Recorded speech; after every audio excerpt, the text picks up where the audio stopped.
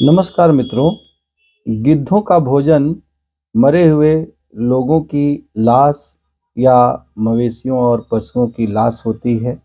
वास्तव में किसी की मृत्यु उनके लिए महाभोज के समान होता है। आज के हमारे राजनेता भी इसी प्रकार के गिद्ध हैं। हमें याद है कि अपने स्नातक के दौरान हमने एक उपन्यास पढ़ा था, मन्नू भंडारी के द्वारा लिखित वह उपन्यास जिसका नाम था महाभोज। इसी प्रकार की पृष्ठभूमि पर लिखित एक प्रतीकात्मक और अत्यंत ही कटाक्ष करने वाला उपन्यास था। आज का जो परिदृश्य है कुंभ के भगदड़ के संबंध में हमारे राजनेताओं का व्यवहार, वह उससे काफी कुछ मिलता जुलता है। अत्यंत ही हृदय विदारक घटना घटित हुई कि जो लोग पुण्य की आकांक्षा लिए हुए मौनी अमावस्या के दिन प्रयागराज में महाकुंभ पर स्नान करने के लिए आए, वह हमेशा हमेशा के लिए उसमें से 30 लोग दिवंगत हो गए। इससे अधिक दुख की बात कुछ और नहीं हो सकती। और उसमें सैकड़ों लोग घायल ही हुए। और ऐसे सभी मृतकों के परिजनों के प्रति देश के हर नागरिक की अपनी संवेदना निश्चित रूप से है। लेकिन शायद हमारे नेताओं और विशेष रूप से विपक्षी नेताओं में इस प्रकार की संवेदना बिल्कुल ही नहीं है। मौनी अमावस्या के दिन रात में ही 2 से ढाई बजे के बीच में जो भगदड़ मची और उसमें तमाम लोग घायल हुए, उसके बाद से ही एकाएक विपक्षी दलों के नेताओं के अजीबोगरीब बयान आने लगे। अभी तक जब से कुंभ का आयोजन हुआ था तब से ये विपक्षी दल नेपथ्य में थे, इनके नेता हाइबरनेशन में थे। मानो उनको सांप सूंघ गया था कि इतना भव्य आयोजन सफलतापूर्वक कैसे संचालित हो रहा है। और बयान ये जारी किए जा रहे थे कि देश में इतनी गरीबी है, फालतू का पैसा खर्च किया जा रहा है, आखिर गंगा में स्नान कर लेने से कौन सी चीज प्राप्त हो जाएगी। इस प्रकार से नकारात्मक प्रचार किया जा रहा था। उनको लग रहा था कि शायद कुंभ का सफल आयोजन विपक्षी दलों के विभाजनकारी एजेंडे को हमेशा के लिए समाप्त कर देगा और सरकार के लिए यह एक बड़े राजनीतिक लाभ का कारण बनेगा। इसलिए उनके चेहरे मुरझाए होते थे जब कभी भी कुंभ के भव्य आयोजन के संबंध में पत्रकारों के द्वारा उनसे सवाल पूछे जाते थे। वो किसी न किसी प्रकार से कोई न कोई मीन मेख निकालने की कोशिश करते थे और नहीं तो मौन साधे रहते थे या इस भव्य आयोजन को पूरी तरह से इग्नोर करने की कोशिश कर रहे थे। लेकिन जैसे ही यह घटना घटित हुई 29 जनवरी को, ये सभी लोग नेपथ्य से मीडिया के सामने आ आकर के अपने बयान जारी करने लगे।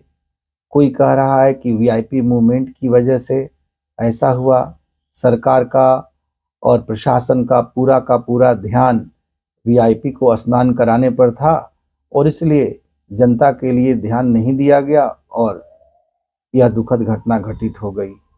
कोई ये कह रहा है कि ये सब थोथा प्रचार था, कोई व्यवस्था थी ही नहीं, कोई योजना थी ही नहीं और इस प्रकार की घटना तो घटित होनी ही थी। कोई ये कह रहा है कि इससे अच्छा आयोजन तो वर्ष 2013 का आयोजन था जब अखिलेश यादव उत्तर प्रदेश के मुख्यमंत्री थे। इस प्रकार से हर कोई अपने अपने ढंग से सरकार की निंदा करने में लगा हुआ है। हद तो तब हो गई जबकि एक शंकराचार्य अविमुक्तेश्वरानंद ने उत्तर प्रदेश के मुख्यमंत्री माननीय योगी आदित्यनाथ से इस्तीफे की मांग कर ली। वे मीडिया के सामने चिल्ला चिल्ला करके कह रहे हैं कि मुख्यमंत्री ने उनको धोखा दिया। जब इतने लोग हताहत हुए तो मुख्यमंत्री ने तत्काल उनको क्यों नहीं बताया। उनका धर्म भंग हो गया। वे लोगों के मरने के बाद उपवास रखते और उनके प्रति संवेदना व्यक्त करते हुए स्नान इत्यादि या महाकुंभ पर्व से अपने को विरत रखते, लेकिन समय रहते उनको सूचना नहीं दी गई। इस सूचना को उनसे छिपाया गया। मुख्यमंत्री ने उनके साथ धोखा किया, विश्वासघात किया, और इसलिए उत्तर प्रदेश के मुख्यमंत्री को कुंभ के रहने के दौरान ही अर्थात तत्काल ही अपने पद को त्याग देना चाहिए। यह निश्चित रूप से किसी शंकराचार्य की या किसी गैर राजनीतिक व्यक्ति की, किसी सनातन संत की भाषा नहीं हो सकती। यह कहीं न कहीं पर्दे के पीछे से राजनीति करने वाले लोगों के मोहरे के रूप में शंकराचार्य का वक्तव्य है, और यह अत्यंत दुखद है। शंकराचार्य को उन सभी साधु संतों से सीखना चाहिए जिन लोगों ने सरकार और प्रशासन के साथ सहयोग करते हुए इस बात पर अपनी सहमति दी कि इस दुखद घटना को देखते हुए वे तत्काल अपने अमृत स्नान को स्थगित कर रहे हैं। उन्होंने स्थगित भी किया। उन्होंने सुबह अपने प्रतीक देवताओं को अकेले जा करके स्नान करवाया, और जब बाद में स्थिति सामान्य हो गई, प्रशासन ने समुचित प्रबंध कर लिया, तब जाकर के वे अमृत स्नान करने गए।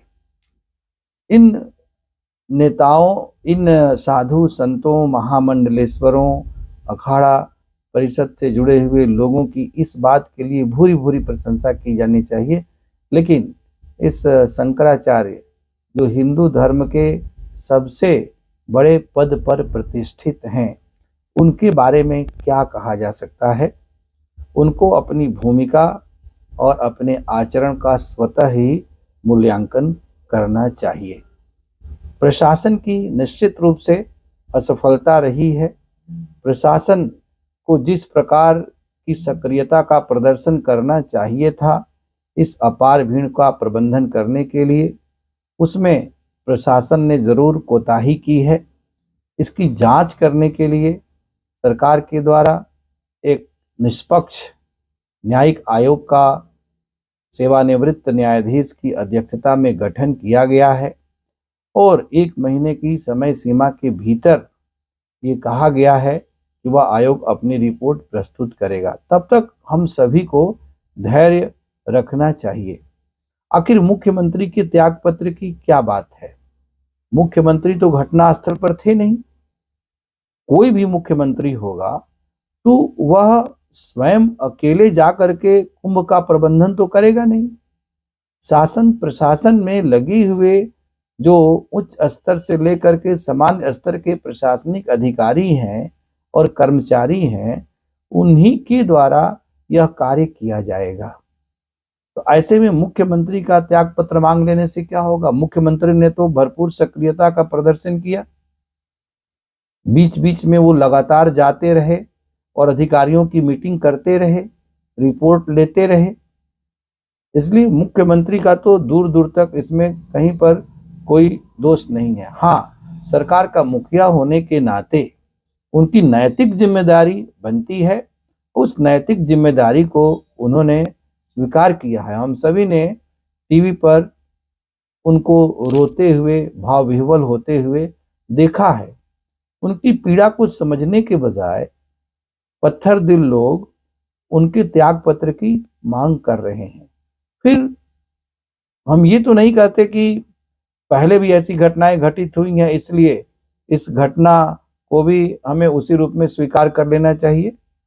लेकिन निश्चित रूप से ये पहली घटना तो है नहीं, और हर सरकार, चाहे वो कांग्रेस की सरकारें रही हों, चाहे समाजवादी जनता पार्टी की सरकार रही हो, समाजवादी पार्टी की सरकार रही हो, हर सरकार के समय में कुंभ मेले के दौरान या आजादी के पहले से भी भीड़ को नियंत्रित करना एक बहुत बड़ी समस्या रही है, और भगदड़ की घटनाएं कुंभ मेले में होती रही हैं।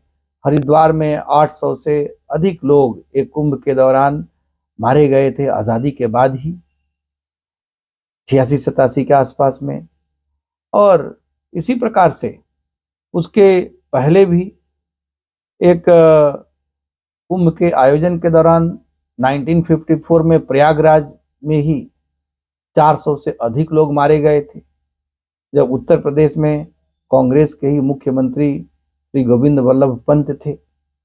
और किसी पत्रकार ने जब लाशों का फोटो खींच करके छाप दिया था, तो उन्होंने कहा था कि उसको, पत्रकार को गाली देते हुए अब शब्दों का इस्तेमाल करते हैं कि कौन ऐसा नीच पत्रकार है।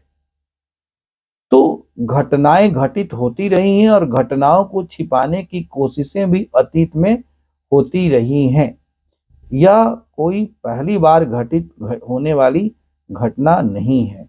और हमें यह भी याद रखना चाहिए कि चाहे 86 हो या 2013 हो या 1954 हो, तब तो भारत की आबादी कम थी और यातायात के साधन भी इतने विकसित नहीं थे और इतने पर्याप्त नहीं थे, इसलिए कुंभ मेले में आने वाले लोगों की भीड़ भी इतनी अधिक नहीं थी।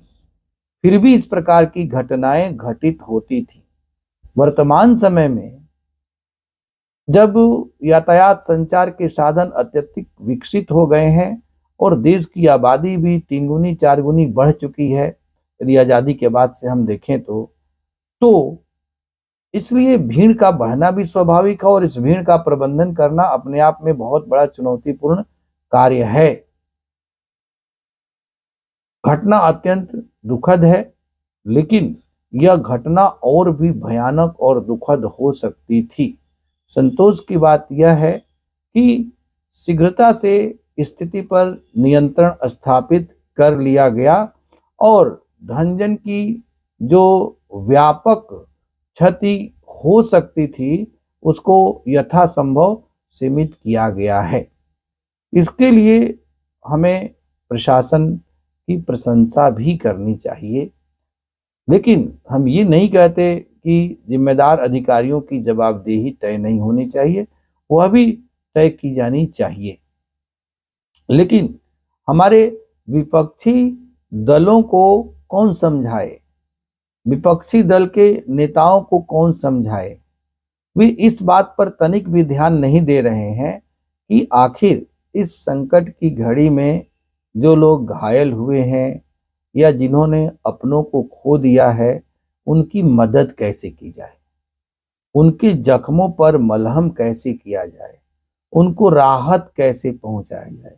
इस दिशा में सरकार के साथ मिल करके कैसे आगे की कोई रणनीति बनाई जाए ताकि भविष्य में इस प्रकार की घटना को घटित होने से रोका जा सके। विपक्ष का व्यवहार ऐसा लग रहा है जैसे मानो ये महाकुंभ का पर्व भारतीय जनता पार्टी का कोई राजनीतिक आयोजन है, जिससे कि विपक्ष का कुछ भी लेना देना नहीं है और इस राजनीतिक आयोजन की विफलता भारतीय जनता पार्टी की विफलता है और यह एक सुनहरा अवसर है सरकार की और नेताओं की, मुख्यमंत्री की, प्रधानमंत्री की आलोचना करने का। जबकि इस घटना का दूसरा पक्ष और इससे होने वाला नुकसान जिस पर विपक्ष का ध्यान नहीं जा रहा है, जबकि किसी भी राष्ट्र प्रेमी का ध्यान उधर जा रहा है, वो क्या है कि जब से कुंभ का आयोजन प्रारंभ हुआ, इसके पहले दिन से ही पूरे दुनिया भर में कुंभ की एक बहुत ही सकारात्मक छवि निर्मित हुई और इस महाकुंभ के माध्यम से भारत की एक बहुत ही उज्जवल छवि विश्व के समक्ष प्रस्तुत हो रही थी। और यदि कुंभ का आयोजन सफलतापूर्वक संपन्न हो जाता, यह दुखद घटना 29 जनवरी को घटित नहीं हुई होती, तो विश्व में भारत की जो छवि है वो पहले से कई गुना अधिक बढ़ जाती। निश्चित रूप से उससे सत्तारूढ़ दल को भी लाभ होता, लेकिन उससे कहीं ज्यादा लाभ देश को होता और हम सब इस देश के ही अंग हैं। इसलिए यदि देश के मान सम्मान प्रतिष्ठा में वृद्धि होती तो कहीं न कहीं हम सभी को भी गौरवान्वित होने का मौका मिलता।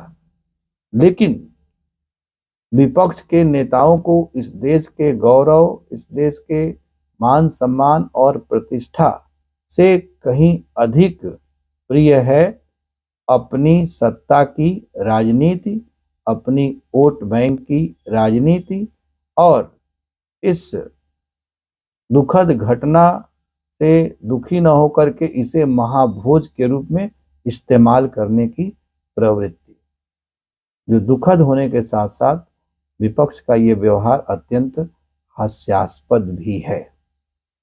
आखिर हर चीज को वोट की दृष्टि से या राजनीतिक लाभ और नुकसान की दृष्टि से हम कब तक देखते रहेंगे। इसी प्रकार से मीडिया में भी हम देखते हैं कि अभी तक मीडिया के लोग रोज चिल्ला चिल्ला करके कहते थे कि वाह क्या कुंभ का आयोजन हुआ है, स्टीव जॉब्स की पत्नी आ गई, ये आ गए, वो आ गए, रूस के लोग आ गए, यूक्रेन के लोग आ गए, और सरकार की प्रशंसा करते यह मीडिया थकती नहीं थी। और आज जब एक दुखद घटना घटित हुई तो मीडिया के द्वारा ही अनेक प्रकार की बातें की जाने लगी और मीडिया मानो पूरी तरह से अपना रंग बदल चुकी है। इतना जल्दी इतना बड़ा परिवर्तन गिरगिट की तरह से रंग बदलना अत्यंत ही दुखद है।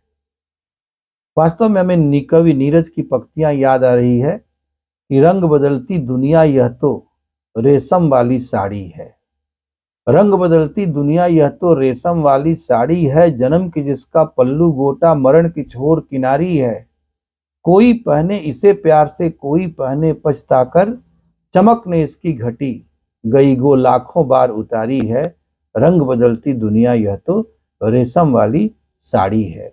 हमारे देश के राजनेता इस दुनिया से कहीं ज्यादा तेजी से अपना रंग बदलते हैं। मेरा तो यही ख्याल है दोस्तों, आपका क्या ख्याल है? मैं चाहूंगा कि कमेंट बॉक्स में आप अपने ख्याल को जरूर व्यक्त करें। धन्यवाद।